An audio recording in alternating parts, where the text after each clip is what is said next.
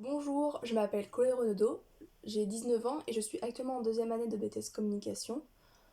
J'ai fait mon projet lors de mon second stage qui se trouvait dans une agence de com. Donc pour commencer, je vais vous présenter l'annonceur, tout ce qu'il a, son activité, ce qu'il fait, etc. Par la suite, je vais faire un résumé de ma veille. Vous avez ma veille en pièces jointes. Un bilan diagnostic, donc ça c'est pour connaître tout ce qui est concurrence. En fait, c'est grâce à la veille que j'ai pu faire mon bilan diagnostic. Parce que vous verrez par la suite. Après, je vous parlerai de ma stratégie de com, la stratégie des moyens, et je finirai avec un bilan de tout ce que j'ai pu faire pour mon projet. Alors, donc déjà pour commencer, j'ai fait deux stages. Donc mon premier stage s'est déroulé dans une agence de matériel électrique qui distribue du produit électrique aux électriciens, enfin aux professionnels. Là, c'était plus une partie commerciale que j'ai pu faire, pas vraiment de communication, plus du commerce.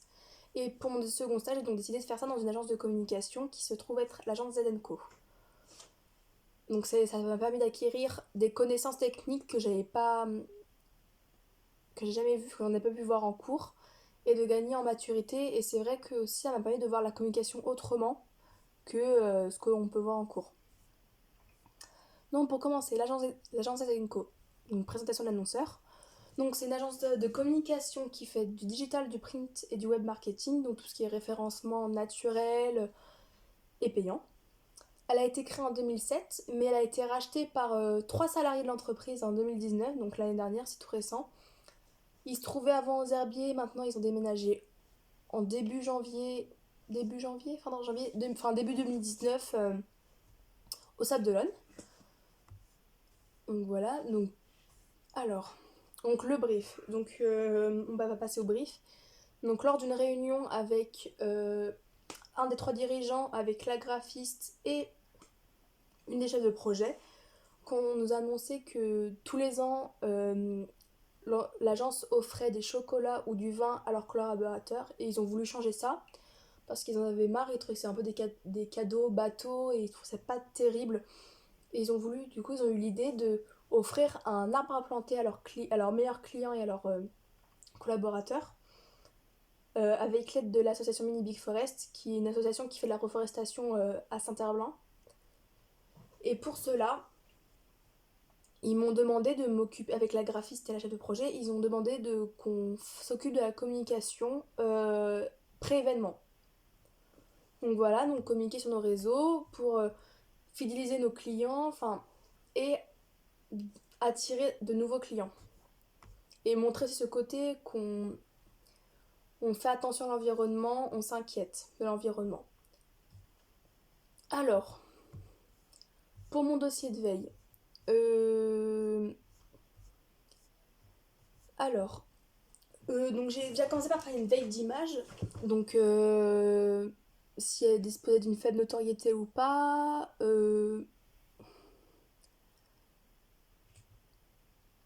Donc voilà, vraiment pour surtout voir l'image et la notoriété.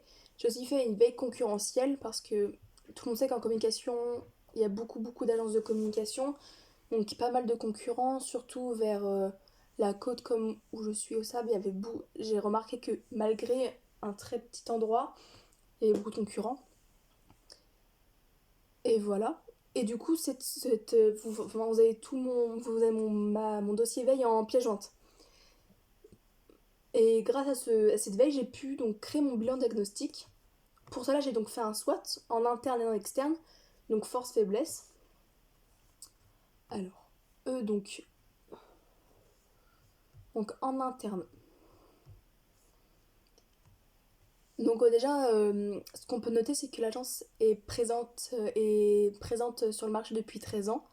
Donc elle a pu avoir beaucoup d'expérience. Elle a eu le prix du premier créateur excellent en 2009, 2010, 2011 et 2012.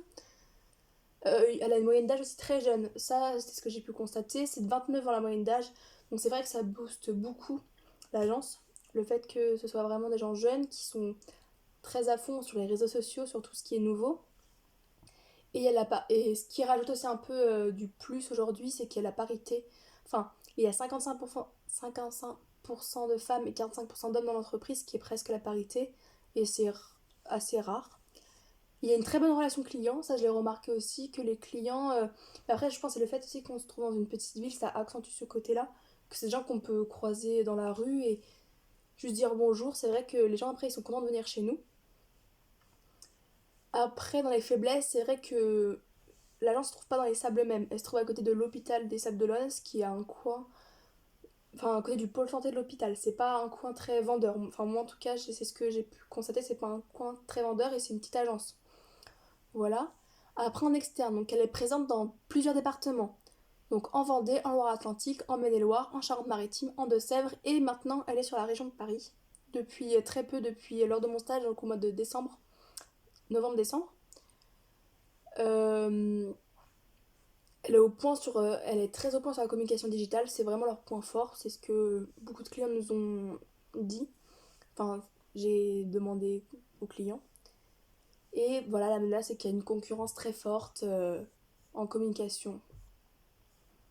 Donc ma problématique, c'est comment communiquer sur un événement dit écolo sans tomber dans le greenwashing. Pardon. Donc je vais continuer avec ma stratégie de communication. Donc le positionnement c'est l'image que l'on souhaite donner de l'extérieur. Il répond à 4 justifications: attractif, durable, distinctif et crédible. Donc depuis plusieurs années, l'agence Zanenco se tourne vers l'environnement. Elle faisait d'abord des efforts en interne. Par exemple, il faisait une espèce de potager pour les salariés. Donc voilà, ça faisait du potager.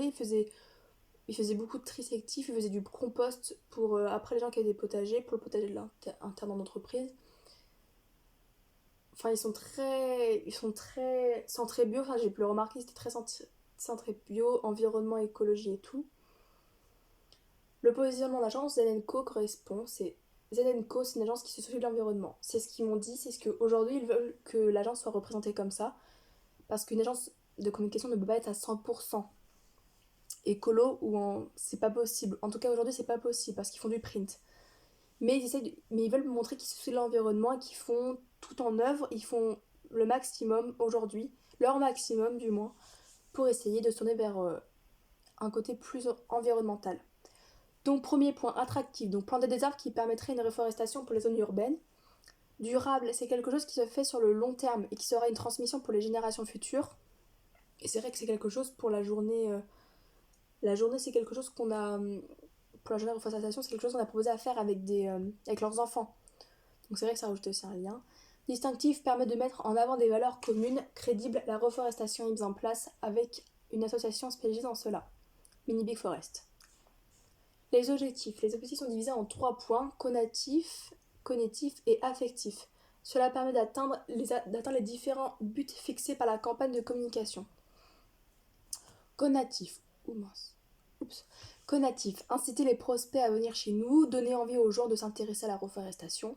Cognitif. Mettre en avant l'agence et ses valeurs. Affectif. Créer une image de l'agence plus soucieuse de l'environnement. Les cibles. Donc les cibles sont les personnes que l'entreprise souhaite toucher grâce à ses moyens mis en œuvre. Donc le cœur de cible, les collaborateurs et les clients à qui nous avons envoyé des invitations. La cible principale, c'est les prospects éventuels qui portent la reforestation ou la thématique de l'environnement dans leurs valeurs. Et la cible secondaire, c'est les personnes qui nous suivent sur nos réseaux et tous les gens qui se sentent touchés par la reforestation et l'environnement. Qui finalement, eux aussi, portent ça dans leurs valeurs. Je veux dire, ça ne peut pas forcément être des clients, mais des gens qui nous suivent, d'amis qui suivent l'agence et qui se disent « Oh, c'est une agence qui fait attention à l'environnement ». Et c'est vrai qu'après, le bouche à oreille fonctionne beaucoup aussi ici. Donc voilà. Stratégie créative, la promesse. Donc l'agence qui se soucie de l'environnement. Donc comme toutes les agences de communication, Zadenco propose des solutions print et digitales, mais depuis quelques années, l'agence se soucie de plus en plus de l'environnement, tout d'abord en faisant des actions en interne, comme par exemple création d'un composteur pour le potager qui se trouve à l'arrière de l'agence. Aujourd'hui, elle souhaite partager son côté plus soucieux de l'environnement, notamment grâce à cette mise en place de cette journée de reforestation. Le ton de la promesse serait chaleureux et informatif pour faire partager aux gens les valeurs d'entreprise que l'on souhaite promouvoir. Les contraintes humaines, cible restreinte car elle doit se sentir concernée par ces valeurs de prendre soin de l'environnement. C'est vrai que tout le monde ne peut pas être visé par ça. Nous, c'est vrai qu'on a pu remarquer que au final, les gens qui sont venus, c'est plutôt des gens assez jeunes, enfin moyenne d'âge 30 ans. il y avait très peu de gens au-dessus de 50 ans. Identité, il faut faire attention de ne pas changer à 100% l'identité de l'agence, juste partager ses valeurs de plus en plus assumées.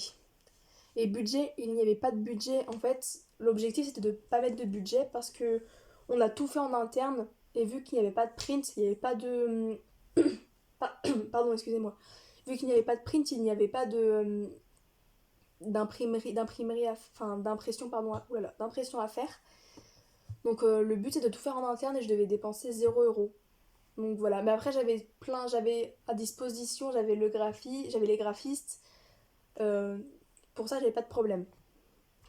Alors, maintenant passons à la stratégie des moyens. Donc on regroupe sous le terme générique de hors média l'ensemble des actions de communication à la disposition des annonceurs n'utilisant pas les médias traditionnels tels que l'affichage, le cinéma, la presse, la radio, la télévision et maintenant internet. Donc du coup nous on a mis en place des moyens hors média du coup parce qu'il fallait que je dépense 0 € finalement. Donc pour cela, alors communication sur les réseaux sociaux de l'agence, donc on a communiqué sur Instagram, LinkedIn, LinkedIn et Facebook. Facebook, c'est le réseau social c'est là où ils sont le plus présents. Et on a aussi fait des mailings qu'on a envoyés à nos clients, et puis aussi les invitations qu'on a aussi envoyées à nos clients et collaborateurs. Euh, donc pour le budget, donc je n'avais pas de budget disponible pour faire la communication avant et pendant l'événement. Enfin après, pendant, je dis pendant, mais en gros c'était à mettre des stories sur Instagram, c'était rien de... c'est de la communication, mais je veux dire, c'était pas non plus aussi énorme que ce qu'on a dû faire avant. J'avais à disposition, comme je disais, la graphiste. Donc après, le fait de communiquer sur quelque chose qui a pour thème la reforestation, si je devais imprimer des affiches ou faire du format print, ça aurait été en contradiction avec le message qu'on souhaitait passer. Donc c'est vrai que le fait de communiquer sur quelque chose d'assez de reforestation, ça nous limitait vachement ce qu'on pouvait faire. Et c'est vrai que ça nous a permis du coup de ne pas faire de print et nous éviter le moindre frais.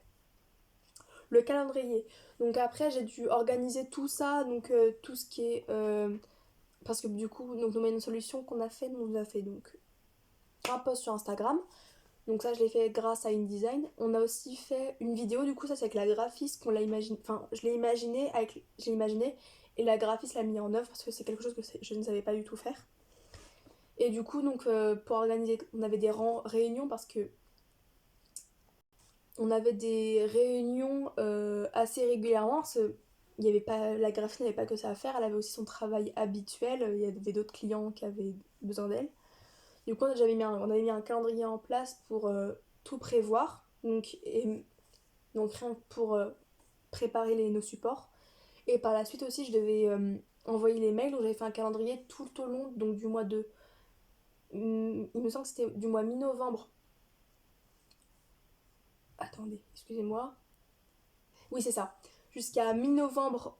Jusqu'à mi-novembre, du coup, donc là où j'ai commencé à préparer les supports et tout avec la graphiste, dès le premier brief de, de mon maître de stage, jusqu'au mois de février, donc fin février, là où quand s'est déroulée la reforestation, la journée de reforestation, par laquelle je n'ai pas pu aller pour des raisons j'étais malade, voilà. J'ai pas pu y participer malheureusement, j'ai été malade, donc c'est pas de chance, mais bon. Voilà. Et du coup, donc j'ai pour regarder, donc comme je dis, j'ai fait un média planning. Donc comme ça m'a permis de bien voir combien de temps on aurait pu mettre pour chaque chose.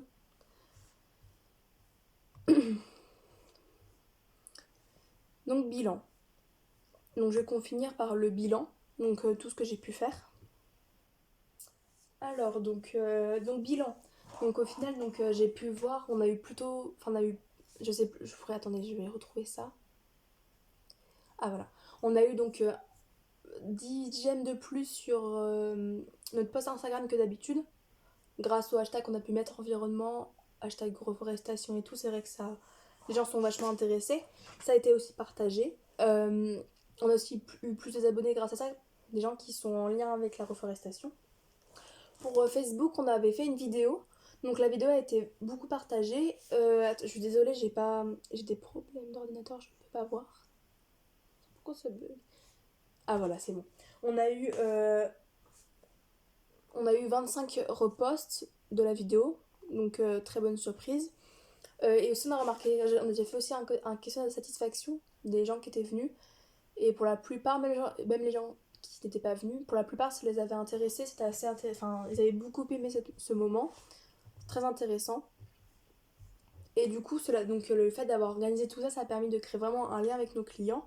Ça a aussi attiré d'autres gens, des nouveaux clients qui avaient vu passer ça quand on faisait la reforestation. Donc voilà, en espérant, donc je vous ai tout mis en pièce jointe, donc mon dossier veille, mon diapo et mon dossier projet. Voilà, en espérant que je n'ai pas été trop longue et que ça vous a plu. Merci, au revoir.